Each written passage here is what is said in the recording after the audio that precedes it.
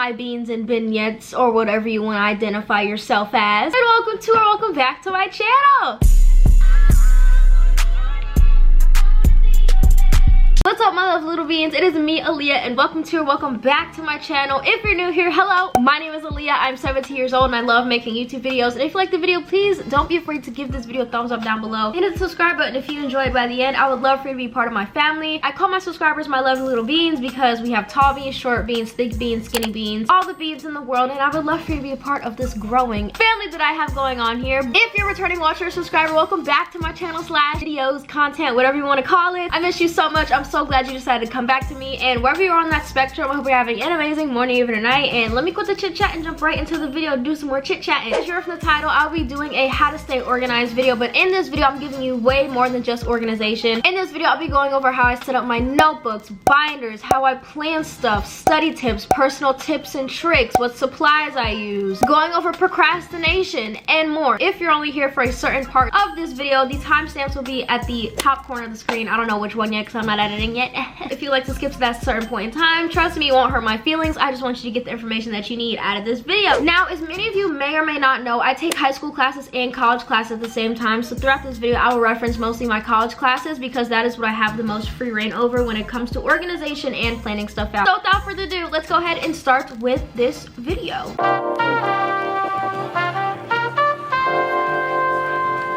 I want to go over is supplies I use. This could mean anything, but basically the Aliyah style of this, I'm going to be telling you what I use to take notes, and highlighters, markers, agendas, notebooks I prefer, and everything like that. But this is just personally what I like to use. I'm going to start out with the basic. I love the Papermate Ink Joy ballpoint pens with the ultra smooth ink because black pens are so sleek. They look so neat and these write so smooth, and I 10 out of 10 recommend. I like to use the Crayola Super Tip markers because when I don't have my zero mild liners on me, these are really good for coloring and highlighting when these aren't on me because it's like the same thing except these are more markers, and these are cheaper than zero mild liners. So if you're ever looking for an alternative to highlighters, these super tips are amazing. And then you guys obviously know that I love my zero mild liners. I literally keep them all in this pencil pouch right here, which is from Target, by the way. But I love my zero mild liners because they just make my note look so much more put together, and I don't like the typical highlighters because they're just too neon in my opinion. I like my stuff to be more matchy when it comes to notes, so it's easier and more eye-catching for me, but that's just my personal opinion. And then when it comes to notebook and paper, I don't really care about loose leaf paper, but notebooks I'm very particular on because of the paper and the way it kind of takes my penmanship and everything like that. So I personally like to use either Med, I don't know how you say it, or 5-star notebooks. I know Med/Med makes 5-star notebooks, but these are cheaper than 5-star, and I personally love these way more than 5-star notebooks. It just makes everything look better in my opinion. This semester I must say that I am taking English 4, which is my last high school required class, abnormal psychology, public speaking, social problems, and elementary Spanish 1 and elementary Spanish Lab 1. This one subject notebook is for my English class because we only needed one of those. And then since my abnormal psych, social problems, Spanishes, and public speaking's online, I decided to break it up in this black 5 subject notebook because it's just easiest for me, and I get to keep all my class information in one place instead of having it all over in binders. Since I'm on the topic of notebooks, let's go ahead and jump into how I set up my notebook.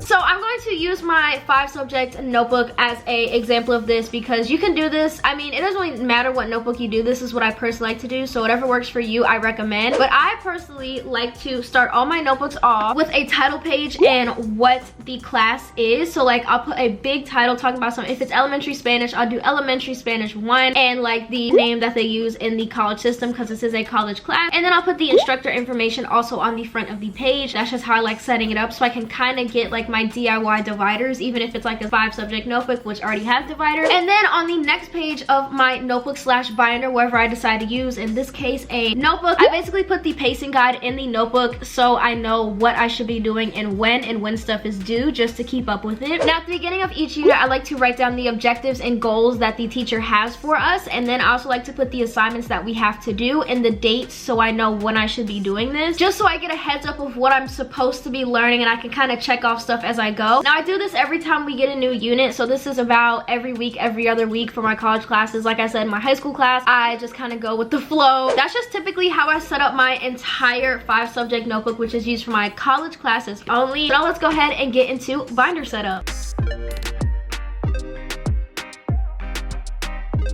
I don't really have a specific binder setup because when in college you can get textbooks that are actually like in a book form or stuff that is kind of loose leaf and you put in a binder, and that's what I typically use this binder for, hence the reason it's so big. Personally, I have 2 sets of dividers, and in the first set I like to keep out stuff that I printed out so I can keep later, and then in the second section slash area of my dividers I like to put the actual textbook. Now this may annoy some people, but that's how I like to keep my stuff separated but also in the same thing. So if I have like Spanish printouts in the first tab of the first section of the tabs, I'll also have the Spanish textbook in the first set of the second tabs, if that makes sense. Or any of you ask, no, I don't take this to school every day. I only have 1 class a day from 11:20 to 12:40/12:50. So I usually just bring my stuff for that 1 class. I go home and then this is waiting for me at home. If I want to go to school early or go in late or like leave late, I will bring an occasional 5-subject notebook or something, but this, aka my textbooks, usually stay at home just because it's entirely too big for my tiny little bag. Now I'm going to go over the most highly requested thing that I always get at back to school season, and that is how I take notes. I really don't have a specific way to take them. It's kind of hard to explain. As you know, there's like main topics and subtopics, and you know, I put the main topics some sort of way and then I have subtopics under the main topics, and usually it's like indented so I can see the start and finish of that. It just depends on the subject. I don't have math this semester, so like I can't really show math notes. I have a video from last year, how I stay organized. You can kind of see my math notes from then. But I just want you to know I don't really color coordinate. I personally like to pick a theme for each unit. So let's say I'm in my first unit of social problems, I would usually pick either like blue, pink, and gray. Now this isn't color coordinating because usually when people color coordinate they keep the same color throughout the entire notebook, but that would get boring to me, so I kind of switched up every unit. And then to keep up with where my units start and end, I like to use these post-it flags that I found. I think it was at Target, and you didn't see them in the notebook because I'm not deep enough in the school year to kind of show you where each unit is and like how I use them, but you kind of get it. And when it comes to highlighting, I like to highlight mostly headers slash titles and important information. I usually highlight like vocab words or like titles and stuff like that, because like if you over highlight, what's the point of highlighting? And if you're asking yourself, did I over highlight, you probably over highlighted. I just like to highlight major information slash key information like vocab words, dates, or phrases in my notes or textbooks, just so I can go back and look at them if I feel like they're important, or I'll put a sticky note right there if I can't write on what I am trying to take note on, aka in a textbook. And this leads me to my next thing. I love using sticky notes and boxing stuff with my outliners because 1, it draws more attention to the information in the box or sticky note, and it's fun to color because I love coloring. It's therapeutic. It helps me a lot. I kind of put bonus information in boxes and sticky notes, so if it's like an equation, I'll put like a sticky note on the paper and write the equation and kind of tape it down, or just let it stick via sticky note adhesive, or I'll put a box around it and then just kind of do my notes around it as I go. And usually if I get more information as the weeks go on, I'll put a sticky note over the notes, but if not, I'll make my way around the sticky note. It is some odd object, you know what I'm saying? Now I don't know how many of you can relate to this upcoming point that I have, but I am not artistic in any way, shape, or form. So I personally like to print out my diagrams because I cannot draw. Like I said before, I am not an artist. I am not Picasso. So printing out my diagrams helps me a lot, and it saves me a lot of time. And yes, drawing them out could help me with a lot of things, but with some classes I just don't need to be drawing out stuff because, for example, in social problems we have a lot of diagrams with a lot of words, so like why would I just copy something when I could just print it out? And if you don't have a printer at home, there's probably printers at school or a teacher that can print something out for you. So 10 out of 10 recommend that, and it makes your notes look cleaner. You might have to cut some stuff out and like make room for it, but it's so freaking worth it. I know the people are about to say, oh my gosh, you take all these notes in class, you do this all in class, how do you not get behind? My college classes are all online, so I like to do stuff via PowerPoint at home so I can kind of take my time. But when I did have classes in person for college, I would type my notes on the computer as the teacher was talking or have them send me the PowerPoint, and then when I got home I would go over the PowerPoint in more detail at a pace I can understand and write them down in my notebook. So in my English notebook we go have vocab words like every week, so we get the words in class and I write the definitions on my computer in Google Docs because my teacher has me share it with him so he could check to see as we're doing it. At home I go home and write it in my notebook because writing helps me learn better, and I also get the notes done in class faster, so if he's talking and adds a little snippet I could always type it in there and make sure I add that in my notes later so I don't forget about it.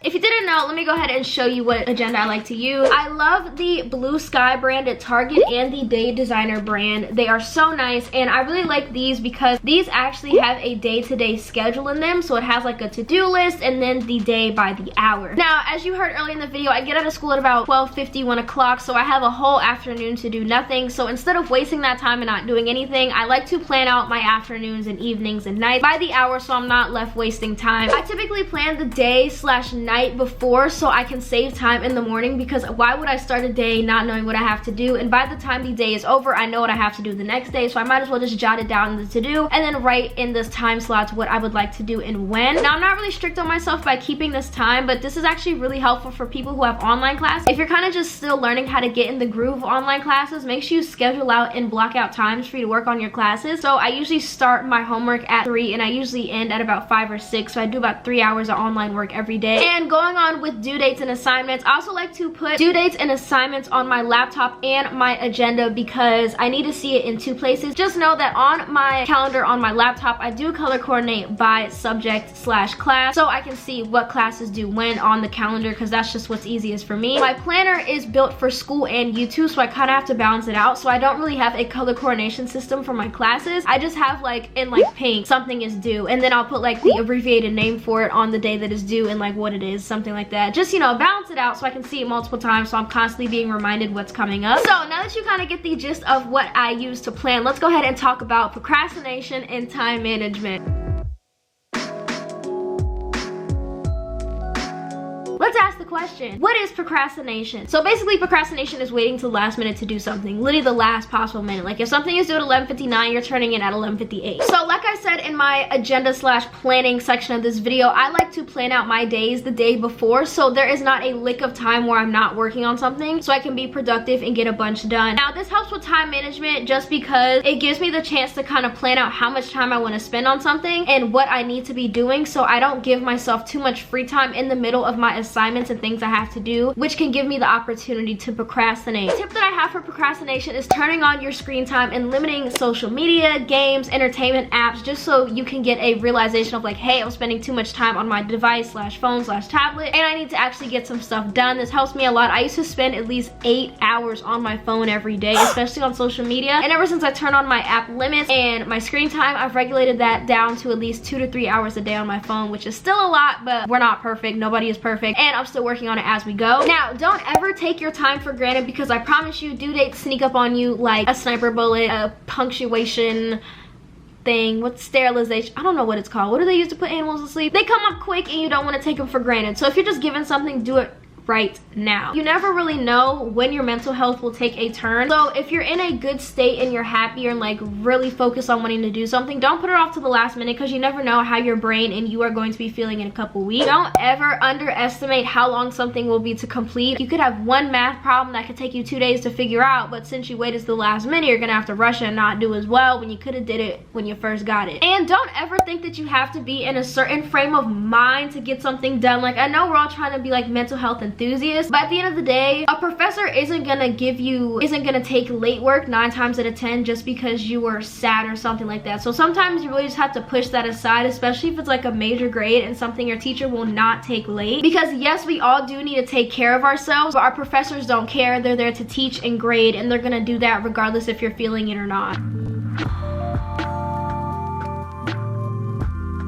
I'm gonna go ahead and give you my top 5 favorite study tips that I have picked up in the past couple years that have helped me. First thing is first, you need to learn your learning style. If you're not learning proficiently, you're not learning anything at all. And if you're learning in ways that you really can't understand, so if you're a hands-on person and you're trying to listen to like an audio or a song, you're not gonna learn anything, so you might as well learn in the proper way. Next tip I have for you, if you do not want to take a quiz just to see how you learn, something that I learned from my 10th grade bio teacher, who I always reference on this channel, so shout out to you, Miss Chai, if you're watching. I recommend that you repeat things over and over, because the more you repeat something and hear something and do something and see something, the more you're gonna learn about it, and the stronger that bond in your brain will be, aka the easier it is for you to master and recover it and get it when you need it on a test or assignment. You can read stuff at night, go over it in class, do an assignment in class, do some homework that's already 4 times you've heard / seen / done it already, and you're already on your way to mastering this topic. So the more you do it, the better off you'll be. My third tip for you is to make flashcards, and if you don't want to use flashcards, you can use Quizlet. Everybody knows knows what Quizlet is, Quizlet has helped us on quizzes, tests. I know, we've all used Quizlet for an assignment. Don't act like you don't, because if you do, you're lying. I personally like making flashcards more because when I make flashcards, I can physically write down what I'm doing instead of, you know, just copy and pasting stuff off the internet. Scientifically, when you write stuff down, you learn better because that's what the human brain is meant to do, write stuff down instead of typing. Another tip I have for you is to study in groups. It is scientifically proven that if you study with friends / in a group, it is more fun for you, and two, you remember the information more proficiently and more effectively. So studying in groups is always really fun. I love when I study with my friends. Shout out to them for always helping me with assignments and stuff, but it always makes it more fun to study, and you can come up with some creative ways to study with friends. Where there's a will, there's a way. And this leads me to my last point when it comes to study tips, and that is don't expect to learn anything if you're not willing to put in the work. And this can go for studying or just genuinely sitting in class and just trying to take in information, you know, soaking it in, marinating information. Because if you're not willing to put in the work to get something, why would you receive something? Unless you're just a genius with photographic memory, then bless you. We all don't have that brain. As in a regular student with regular people and regular watchers, we have to work for what we gain, and that's just that. That is enough for these study tips. I'm gonna go ahead and give you some personal tips and tricks and apps I use in school to help me get my life together and keep me organized.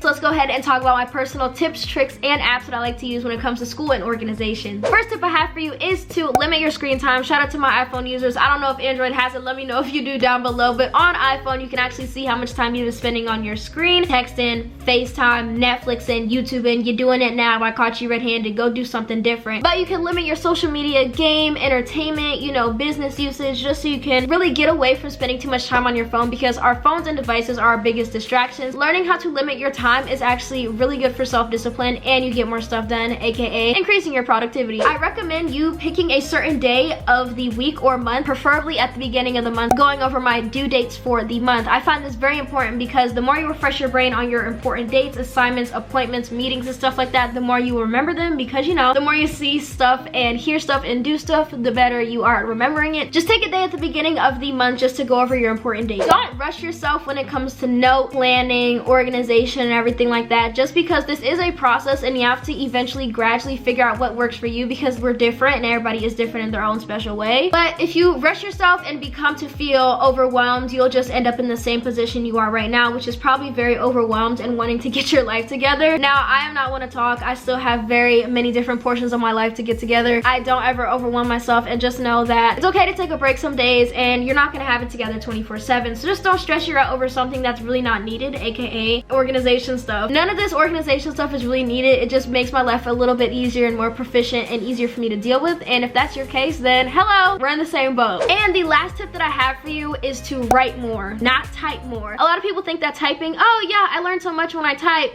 The gag is, I'm not even gonna lie, I'm a victim of this. I copy and paste a bunch of stuff 24/7, because who is about to type something and look back and forth between tabs? We can just copy and paste it, because humans are lazy. We're always finding the easy way out, because that's just how we work. If you're writing stuff out, which is how you're supposed to learn in the first place, you're more likely to learn more information and get the information more clear in your head. Now, it is okay if you type things, and if that's how you learn, that's totally okay, but I'm just saying you're more likely to learn the information faster when you're doing it by hand and not on the computer or typing or tablet or whatever you do your information on, because I just want you to learn in an effective way and get the information in your head in an effective way. So guys, that is it for today's video. Thank you so much for watching. I hope you enjoyed. Make sure you give this video a big thumbs up down below and subscribe if you're new here. I'm sorry if I talked you down to death. I just want to help you guys become organized and learn how to plan and learn how to study. I just want you to become proficient students, because that's what I expect from you, to get good grades and be great, okay? Before you click off this video, I'd love to give a shout out to 3 lovely people who have commented on one of my previous videos. I'd love to give a shout out to Madison Brown, Kiki in Cowtown, and Brianna Thomas for showing love on one of my most recent videos. Thank you so much. I love you all, and I'm sorry if I butchered your name. Make sure you follow my socials. That includes my Instagrams, Twitter, and Snapchat, because I am not David Dobrik. I cannot upload every day / every other day. Following my socials is the best way to keep up with me, especially on my spam account on Instagram, which is Aliyah Simone with 2 E's 2.0,